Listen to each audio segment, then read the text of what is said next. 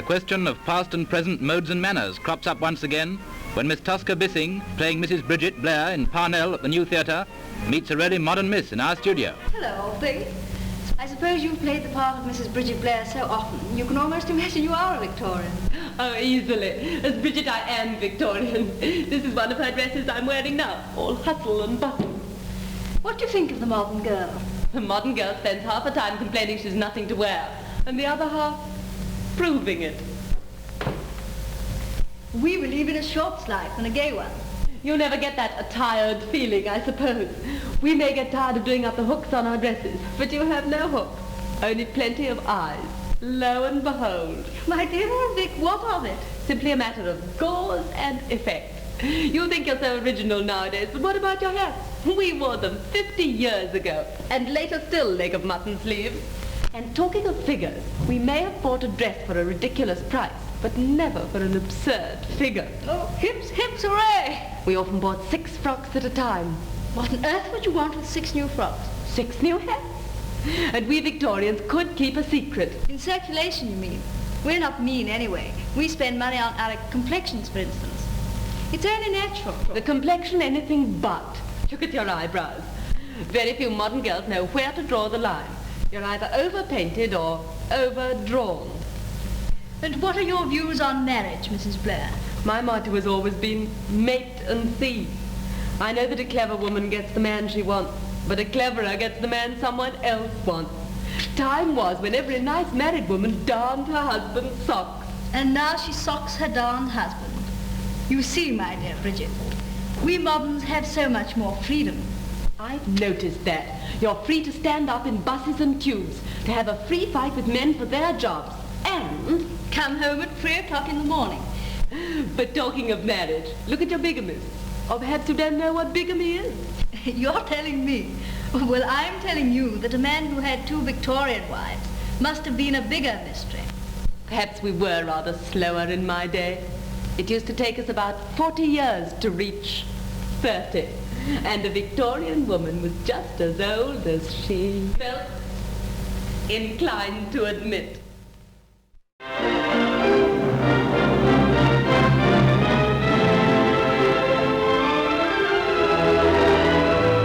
British industry today employs more women than ever before in a country at peace. For them, controversy rages round their claims for equal pay for equal work. A Royal Commission recently studied the question but came to no decision. PATHÉ'S News invites you to join the battle with this opinion poll. Leading off is a member of the Commission, Dame Anne Lockley. Dame Anne, what is your opinion of equal pay for women? Let me put it quite simply. If a man and a woman are doing the same job and hard times come along and the staff has to be reduced, if the woman is doing the job as efficiently as the man, which of the two is likely to be retained? The man with a higher wage, although he may have a wife and family to support, or the woman? If both are paid the same wage, then the most efficient worker will be retained, and that's how it should be. And now the same question to van driver Tyler. Well, I agree with equal pay for women because I really believe that when employers have to pay the women the exact amount of money they have to pay a man, you'll find the employer will give preference to a man instead of a woman. Next for questioning, window cleaner Fred Reed. Well, I think they're quite entitled to equal pay, providing they can do the job, providing they don't, do too many little feminine ways to get out of it. I see. And wading in with strong views, Dr. C.E.M. Joad. Dr. Joad, what is your opinion on equal pay for women? Now, I'm all in favour of it. Equal pay for equal work. Well, that's justice. Provided, of course, that the work really is equal. But then you see, I don't think it ever is. Women are ill. Women get married. Women have babies. Always being interrupted, therefore, in their work. And therefore, I don't think their work is equal. And that's why I'm in favour of equal pay, because, you see, it means no more unemployment among men. People will always employ men when they get the chance. What do you think?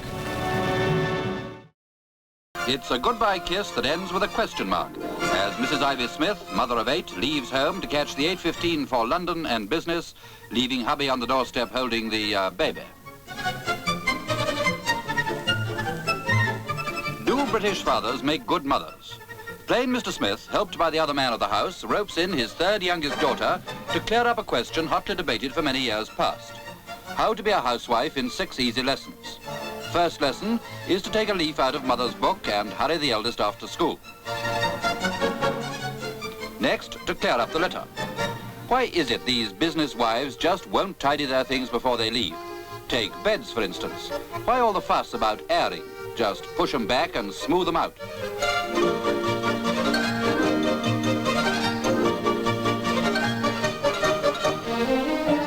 And what are these? Hair clips? Woman's untidiness again. No sweeping under the carpet for Mr. Smith. There's a time and a place for everything. Incidentally, what about getting those girls off to school?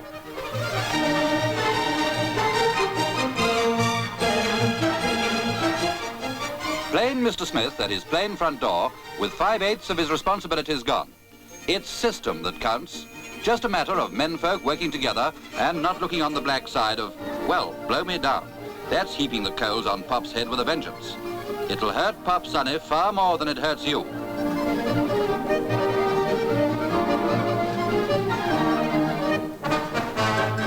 Woman's work is never done. Here we are, back where we started. One thing after another.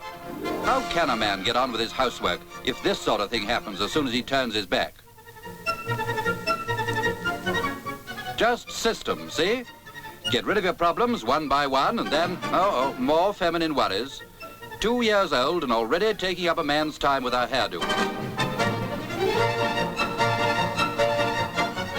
Thank goodness Celia's able to fend for herself. Otherwise, a man would have no time to cook. 20 minutes per pound with 5 minutes less for each pound in a big joint. Well, either the meat will be underdone or the pudding overcooked. They can't have it both ways. See what I mean? Just system.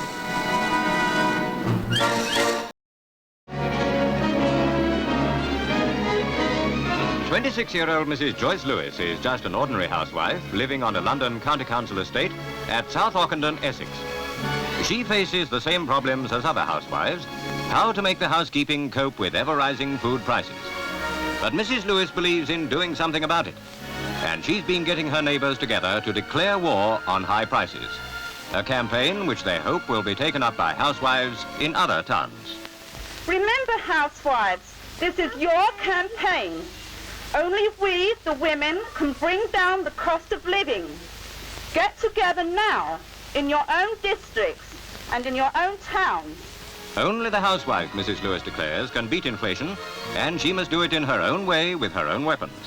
By her gentleness, unselfishness, the ability to put others first, not by strikes or the present-day attitude of, if I can't have it, nor can you. In other words, I'm all right, Jack. Mrs. Lewis's appeal gets a quick response from her neighbours in South Ockendon, as our interviewer finds out. Madam, what do you think about all this?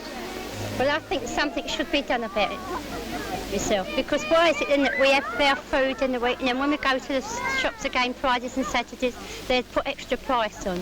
What, they put it up? Yes, they do, they do. If we go on Saturdays or Fridays. Well, why is it then they do it all in the week? Why should they put it up Friday and Saturday? The housewives' plan of campaign is simple. Buy from the shops where prices are reasonable and boycott the others. Mrs. Lewis and her friends watch prices carefully and draw up a weekly list so that they can agree on which retailers deserve their support. They're also demanding a street market to compete with the shops.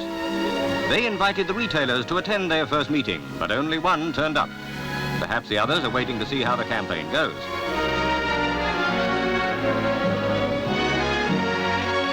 What do the local shopkeepers think? Many are sympathetic, but say the fault lies higher up, not with them. We asked a South Ockendon fishmonger to give his views on the situation. As a shopkeeper, what do you think about this housewives' protest? Well, I think really that they have a lot to grouse about. Speaking just personally, my own opinion, prices are very high, but I think it can only be remedied on a national scale. What do you think is the solution to this problem? Well, I think that the ladies have the solution in their own hands. If they find prices vary in different shops, the thing to do is to keep away from the shop that is high and go to the one where they think is the cheapest. Whether they get the best or not, that's up to them. For all the ingenuity of man, when it comes to colour, nothing can rival the spellbinding powers of nature. And where more lovely than the West Indies? Our visit now is to the island of Grand Cayman, but with another camera to keep an eye on our cameraman. For this romantic setting is known as the Island of Women.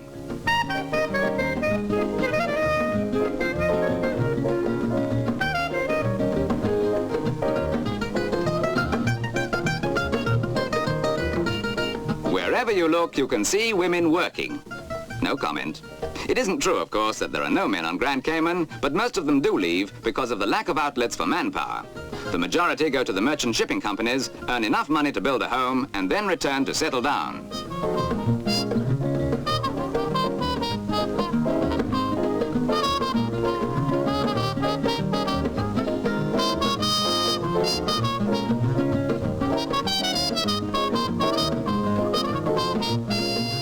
The principal industry, and one that the women look after adequately enough, is the tourist trade, the making of ornaments and souvenirs. Nothing remarkably unusual, but more often than not, articles that recapture something of the island's charm and character.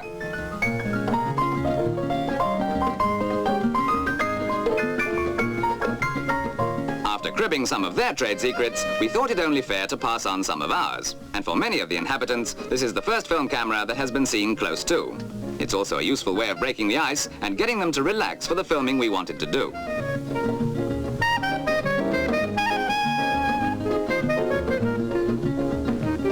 Rope making is another of the island's activities, a craft that is handed down from father to son, or rather mother to daughter here, over the generations. It may not be a case these days of money for old rope, but at least there's no income tax.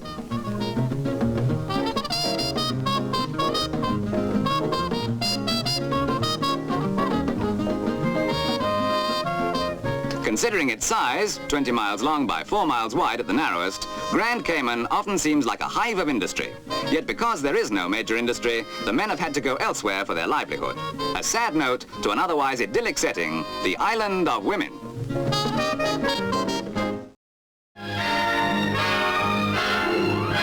A Scottish bank has had a brainwave, and the sign, Ladies Branch, means no men allowed here. The staff and even the manager are women. So are all the customers. Miss Margaret Reed has no doubt that the experiment will be a complete success. The theory is that women customers are sometimes a little doubtful about opening their financial heart to a man. On the other hand, it'll take more than a ravishing smile to get an overdraft here. But in what other bank can a woman prepare for an interview by making up on the premises?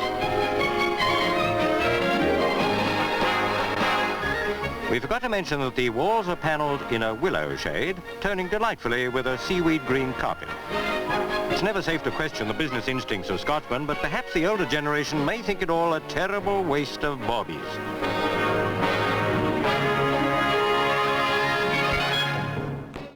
Women today are more than invading a man's world. They're turning it into a woman's world. There's still time to be wives, mothers, girlfriends, but these young women, all busy nurses, have found extra time and enthusiasm for expressing their independence in an exciting way.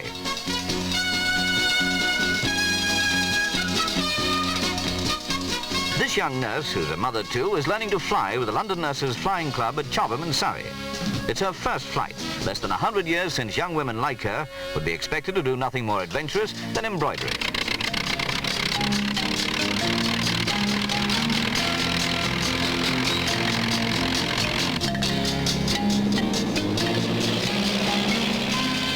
Women, it seems, have won the struggle for social equality. Those who thought that the suffragette movement was the end now know it was only the beginning. Getting the vote was the groundwork. Now women have taken wing in more ways than one, and they're prepared to go it alone. This nurse is well on the way to becoming a qualified pilot in her spare time.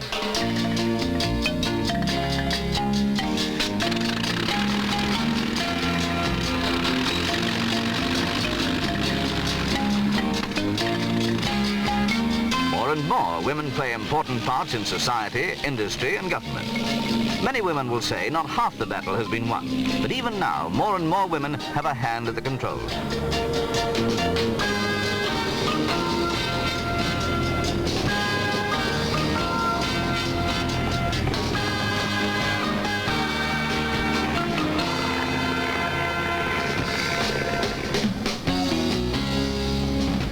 Women have changed, and the world has changed with them. What women think, say, and read is no longer just a domestic affair. Women are important, and within the world that is becoming more and more their own, they have their own woman's world, which has largely been responsible for this change. Women's magazines, weekly, fortnightly, monthly. They are a power to be reckoned with.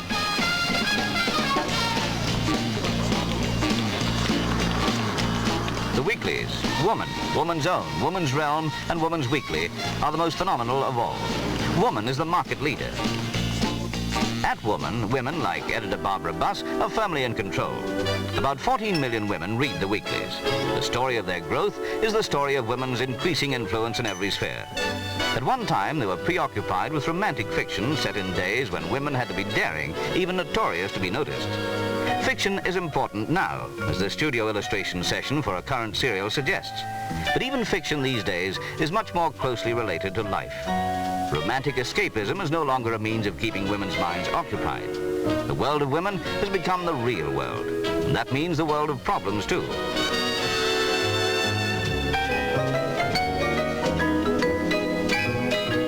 Every day, hundreds of readers write to Evil and Home for ideas and advice. The staff of a magazine and the magazine itself has become, to millions of women, part of the family. PATHÉ'S Pictorial, with Woman's Cooperation, investigates just why the magazine world has become so important and real to women. They don't only write for personal advice, they write for recipes, patterns, and to exchange ideas. Thousands every day making up a dialogue that's far from one-sided. And they get something tangible out of it too, because the magazine is a highly efficient and effective research and development organization in its own right.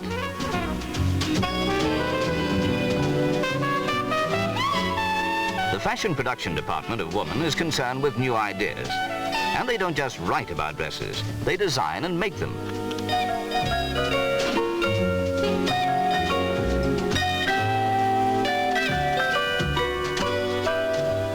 The clothes made at fashion production are patterns and cutouts, dresses that readers, beginners or experts can send in for and sew up at home.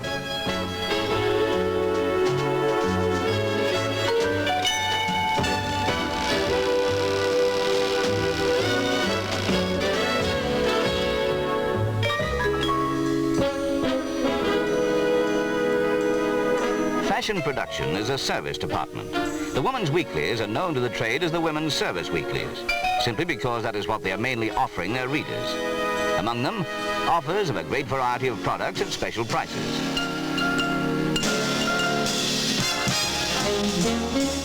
Women discover new things quickly. Knitting patterns like these come from professionals, but a lot of readers like to try out their own designs and get the expert's opinion. A simple but encouraging outlet for them to spread their new ideas.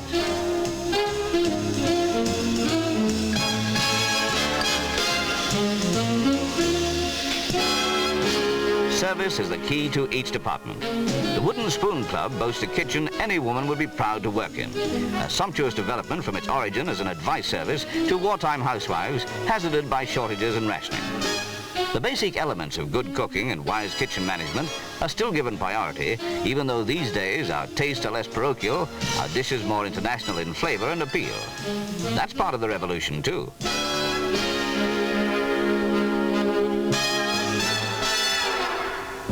Women's growing independence means they spend much less time at home, so making the home more comfortable, enjoyable, and above all easier to run is a constant theme. Beautifying the home too has become more than a hobby in this day of easy aids to home decorating. Edith Blair runs the home department of Woman in close cooperation with interior designers. Together, they're continually getting new ideas across to women. This bedroom, designed and built by Woman magazine, will, when it's been photographed for a feature, be pulled down to make way for another room set. Fashion, of course, changes almost every day, but it has to be planned months ahead.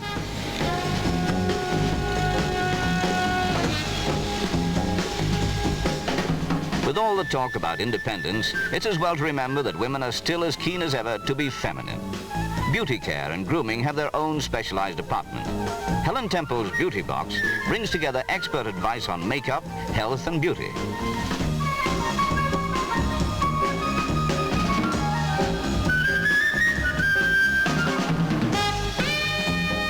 This movement to music course at Crystal Palace, the basis of a Keep Fit feature, emphasizes that health and looks are as valuable as ever. In a way, the weeklies have effected a social revolution, getting across to women the notion that they can do much more for themselves and society. Men, of course, have their job to do in this woman's world. Printing 26,000 copies an hour, over 3 million a week, is a full-time job. It's worth saying again that it is more and more a woman's world, and women are largely responsible for making sure it stays that way.